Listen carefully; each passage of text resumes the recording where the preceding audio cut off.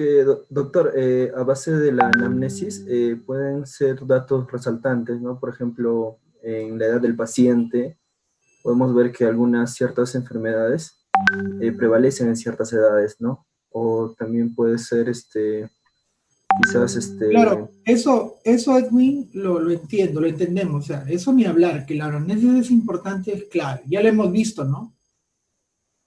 Pero lo que cuestionamos ahorita, o lo que dejo como pregunta, es ¿por qué dice que es lo más importante?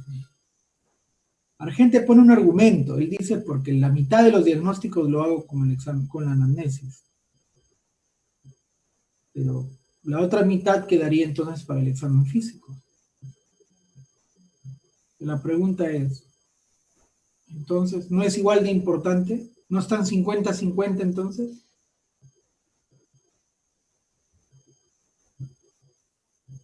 Yo creo que le he querido dar énfasis a la anamnesis, sabiendo que ambos son iguales, ¿no? Que ambos sirven de igual medida. ¿Algún otro argumento o razón que explique por qué Argente dice eso? Edwin, ¿alguna otra idea que se te ocurra?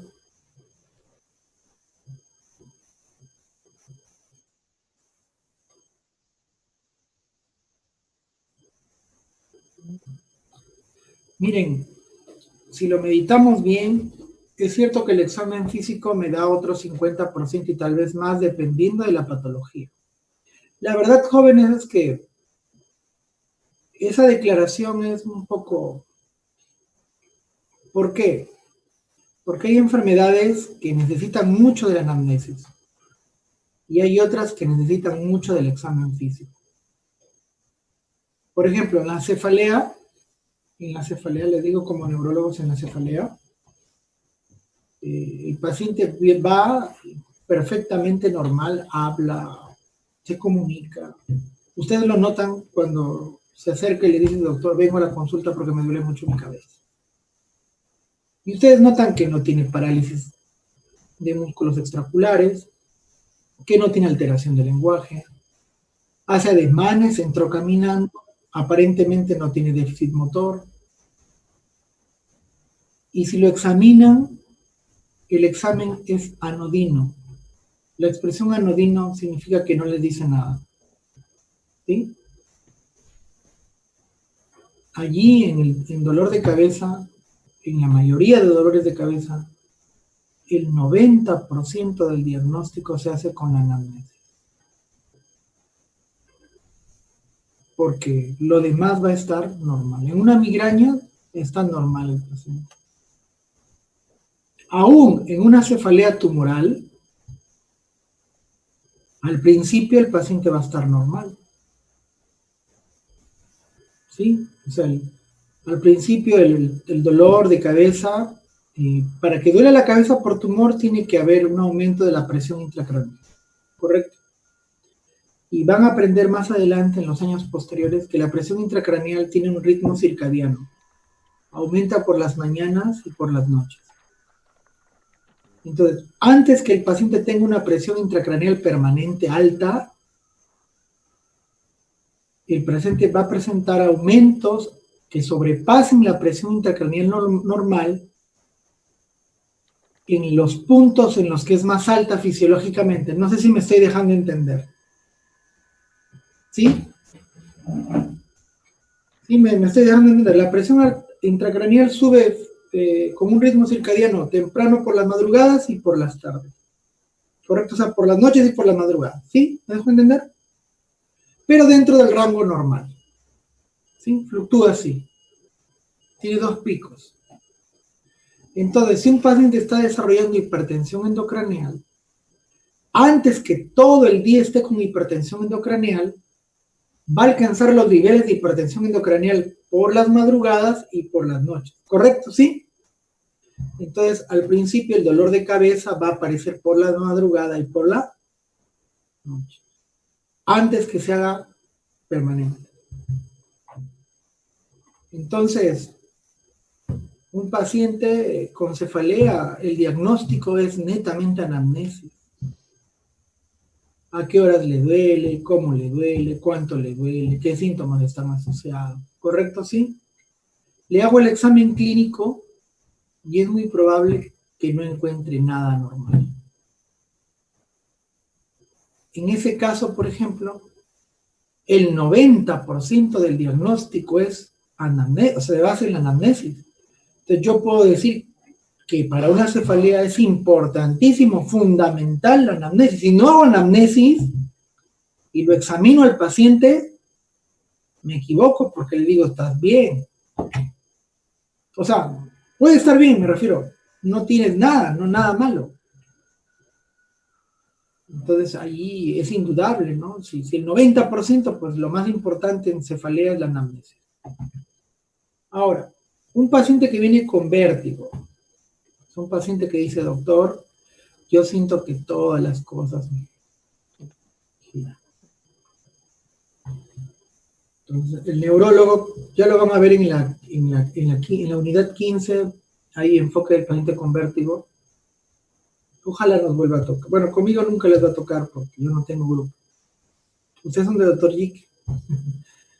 Digo que lo estoy reemplazando. Ya el lunes o martes creo que ya están con el Dr. Jick.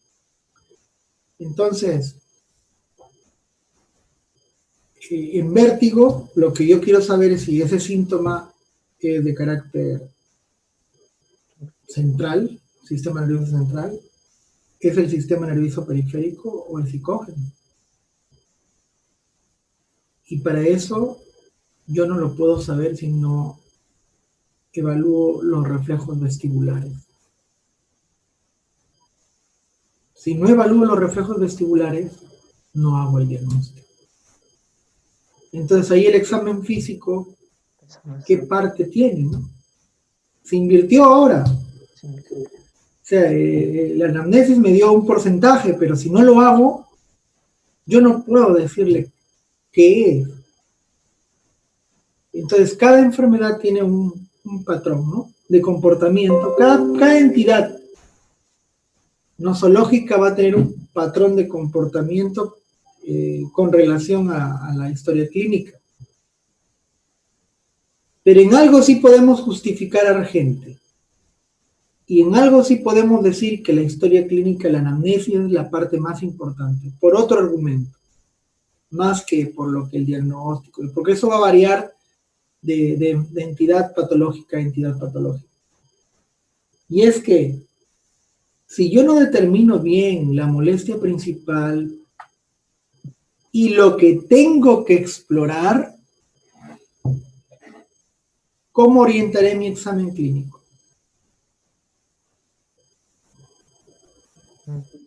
No sé si me dejé entender. Por ejemplo, si el paciente me viene por disnea, en la consulta le reviso los pies y la función motora. No. Sí me estoy dejando entender, ¿no? Si me viene por tos, yo le reviso la audición. ¿Qué me orienta para el examen, a dirigirme a ciertos sistemas cuando hago el examen clínico? Porque en la consulta real, jóvenes, yo no me tiro con el paciente 3 horas, pues, ¿no? En 6 horas tengo 16 a 20 pacientes. Si me tienen un paciente 3 horas preguntándole qué comes, qué cenas, cuántas veces te vas al baño, dónde has viajado, cuántas vacunas tienes, cuántas mujeres o hombres has tenido, cuántas enfermedades venéreas, no venéreas, ¿me dejo entender? Y luego paso a preguntarle, ¿orinas bien? ¿Respiras bien? ¿Te duele el abdomen? O sea, hago toda la historia completa, como la tienen en su lista. Pues, ¿cuántos atendería? Ya, sacrificándome. 5, 6 tal vez. En la práctica uno se orienta, ¿no? ¿Correcto?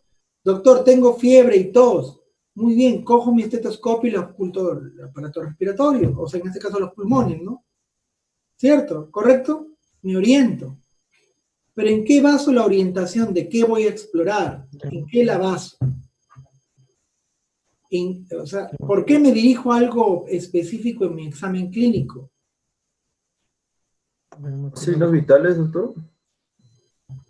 Creo que no me estoy dejando entender. La sintomatología. La anamnesis. Sí. Es que es la molestia principal del... ¿Y eso en qué parte está? La anamnesis.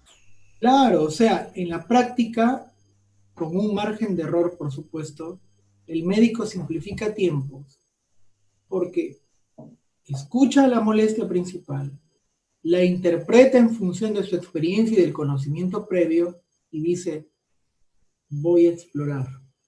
¿Correcto? Se dirige a explorar. Por ejemplo, el paciente viene, le cito el caso, el paciente dice, tengo mareos, doctor.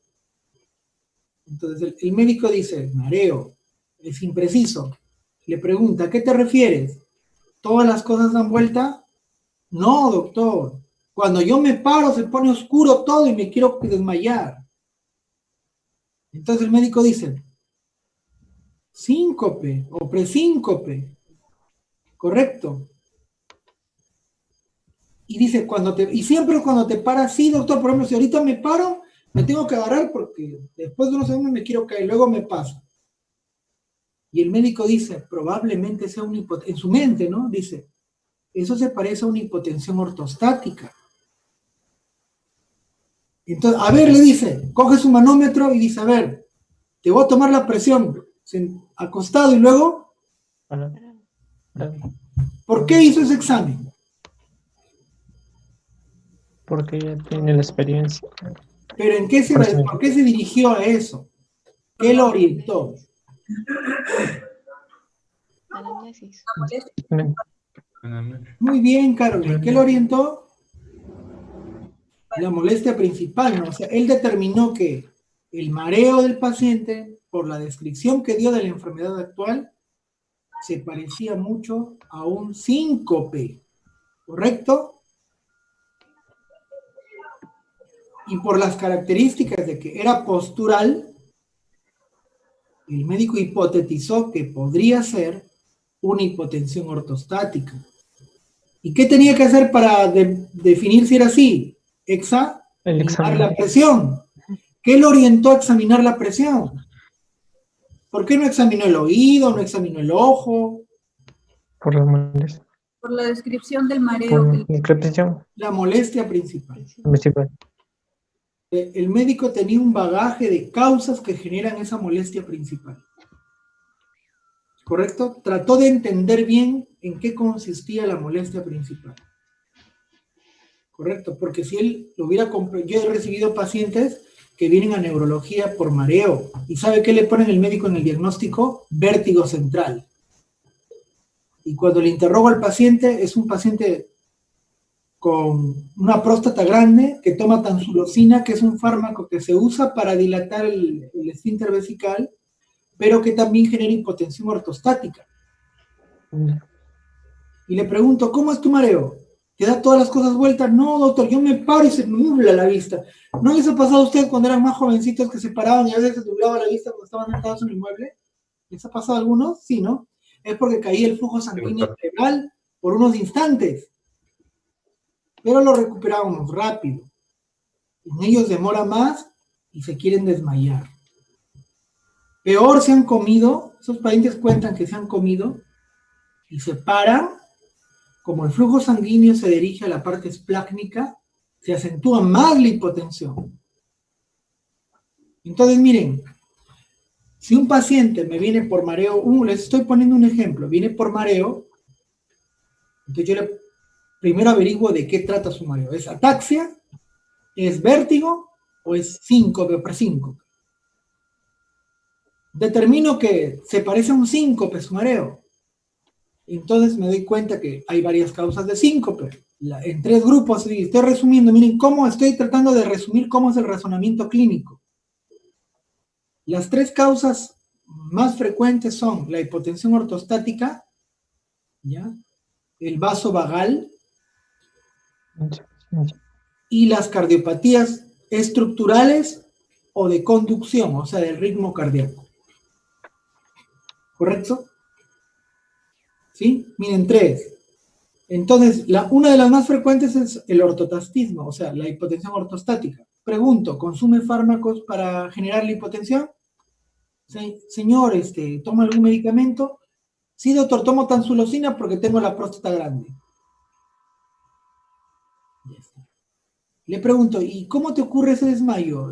¿Cuando estás en la cama? No, doctor, cuando me levanto, siempre cuando me levanto. La otra vez me levanté de la silla después de comer, di unos pasos y me caí. Tu conocimiento dice, ¿verdad? Pues cuando están comiendo estos pacientes con ortostatismo, se acentúa más todavía la hipotensión cuando se paran, porque el flujo sanguíneo se ha dirigido al estómago. O sea, no al estómago, sino al aparato digestivo. Entonces, mire, todo ese conocimiento previo te orienta a preguntar, a buscar, a indagar. ¿Y luego qué haces? Te enfocas o te diriges a comprobar si hay hipotensión ortostática. Tomas la presión acostado y tomas la presión, De- una caída de 20, 30 milímetros de mercurio y ya te dio el diagnóstico. ¿Sí? Entonces, ¿por qué dirigí mi examen? Me hice el diagnóstico finalmente, el examen clínico, ¿verdad? Me lo confirmó. Pero ¿por qué hice ese examen? Porque la anamnesis me orientó que debía yo explorar. Entonces, desde ese punto de vista, sin una anamnesis, ¿qué voy a explorar? Ah, no, le hago la historia completa. Claro, le hago completa, pero me tiro mis 3 horas. Es posible. Sí, es posible. Lo voy a encontrar, ¿no? Porque es parte del estudio el que yo mida la presión. ¿Correcto o no? Pero su texto dice que cuando se sospecha ortostatismo, deberíamos medirle acostado y de pie. ¿Dice sí o no lo que han leído en presión arterial? Sí, 2 minutos de diferencia. Como yo le hago la historia completa, o sea, le pregunté cómo, cuándo va a la cama, cuántas mujeres ha tenido, si es hombre, todo le pregunté. Y le medí la presión y la encontré normal. ¿Por qué? Porque no hice mi anamnesis orientada y no le pregunté en qué momento le daba el mareo. ¿Me entienden? Puede pasar que haga una historia kilométrica, extensísima, pero no pertinente. ¿Se dan cuenta o no? Porque no pregunté lo pertinente. ¿Y cómo voy a preguntar lo pertinente, doctor? Para preguntar lo pertinente, volvemos a lo que dice Pryor. Lo pertinente de las preguntas van a depender del conocimiento previo de la molestia y de la experiencia. La experiencia se irá acumulando, o sea, caballero, la experiencia va a ser algo que va a ocurrir poco a poco conforme practiquemos. Pero hay algo sobre lo que sí tenemos el control, que es El conocimiento previo. El conocimiento previo. muy bien. Entonces ustedes tienen que leer. Mientras más conocimiento, yo sé que esto se comporta así, pregunto. ¿Correcto? Bien. Entonces ya no quiero demorar más ahí. Y acá encontré otro caso, dice así, otro de sus comentarios. Dice así. En su reflexión. Dice. Como se sabe, la anamnesis tiene varias partes muy bien estructuradas y ordenadas, comenzando con los datos personales, son muy importantes porque nos permiten tener un mejor conocimiento del enfermo y de la enfermedad. Ya que hay patologías ligadas a la etnia, al trabajo, a la geografía, me pone 3, que es la cita, teniendo en cuenta el lugar de nacimiento y de procedencia del paciente. No está de más decir que para que una persona sea considerada procedente de algún lugar, debe pasar por lo menos 3 semanas a 4 meses en dicho lugar. ¿Sí recuerdan quién lo ha hecho, no? Supongo que el que lo ha hecho lo sabe quién ha sido. Así sí. Y pone ahí 6.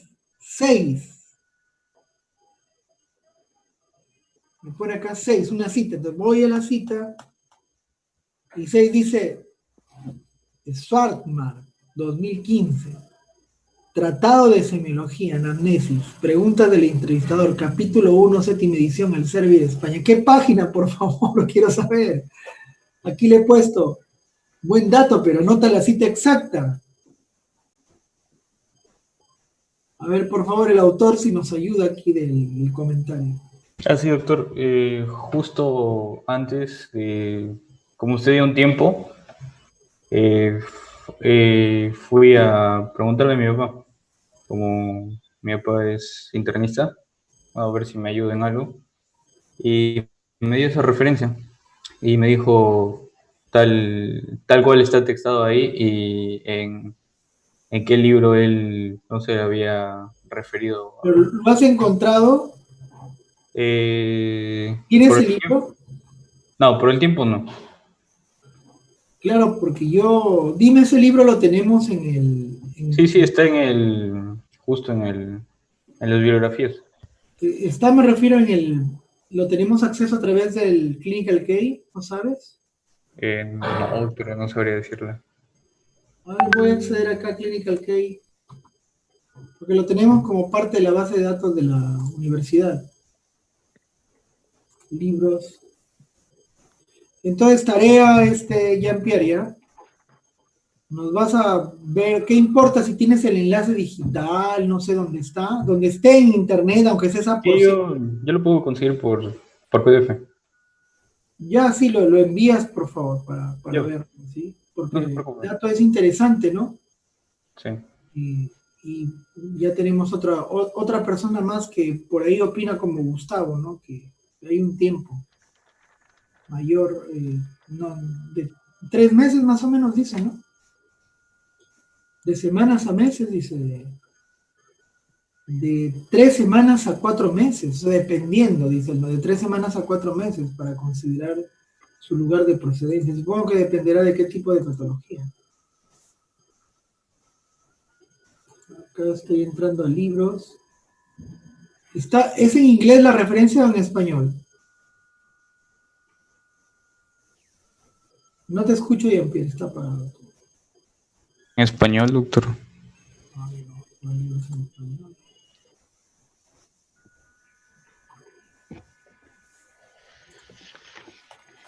Y es Tratado de Semiología.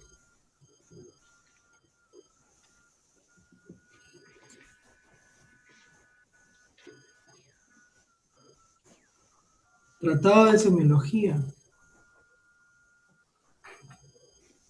Schwartz. Está en el Servien. Ya te ahorramos la tarea. Vamos a ver, es preguntas del entrevistador. Dijo, citaste, ¿no?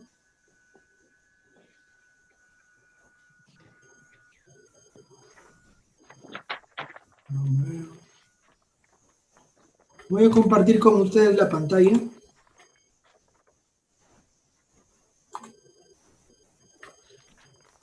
¿Lo ven? ¿Sí? Estamos en el libro.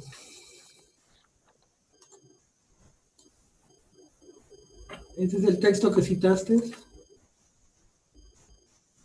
En el capítulo 1. Estamos en el capítulo 1. A ver, vamos a ver.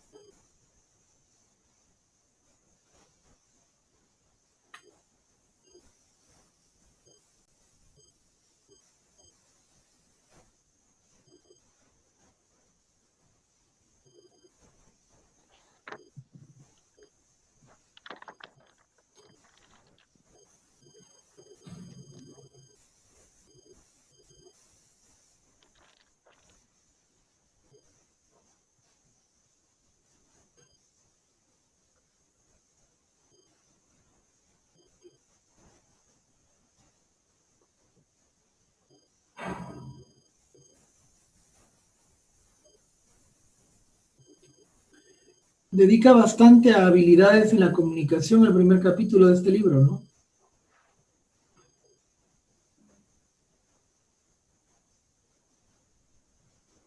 Pero...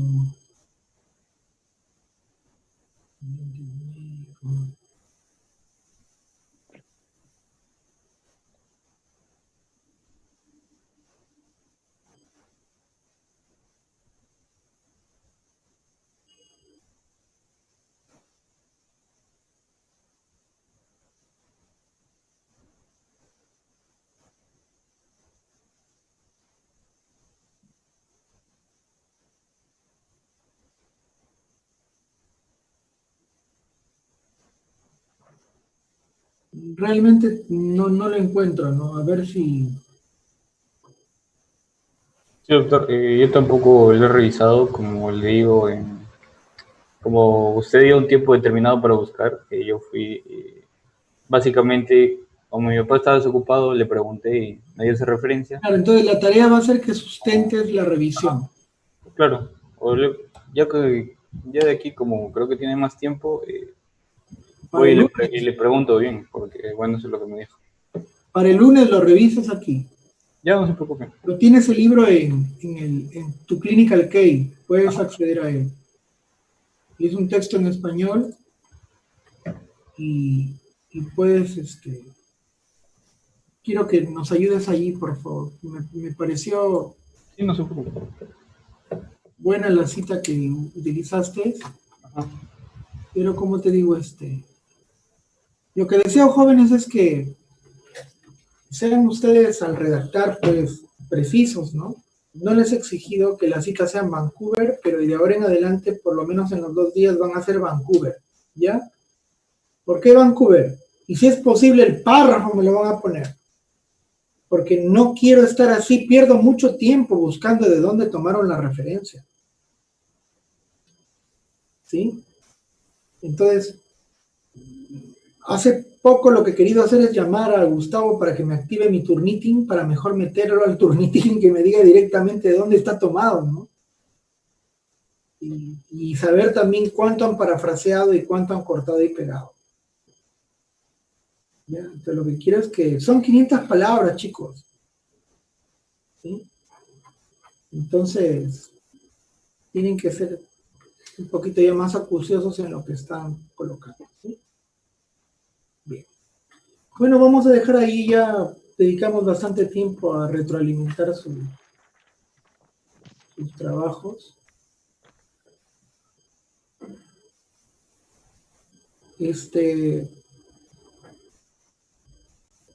Si no apareciera esto, es incorrecto, ¿ok?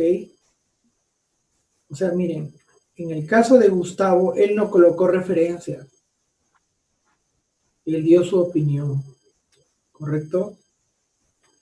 Si ustedes dan una declaración y no aparece, quiere decir que esa cita está incorrecta. ¿Sí? ¿Me dejo entender? ¿Y qué ocurre con su trabajo si la cita no es correcta? O sea, es fake, le dicen en inglés, ¿no? La cita que está mal. ¿Qué ocurre con su nota? Es inválido, supongo. Va a variar. De hecho, yo voy a tener que corregir, entrar y cambiarla. Si han tenido excelente en referencias, ¿qué pondré ahora?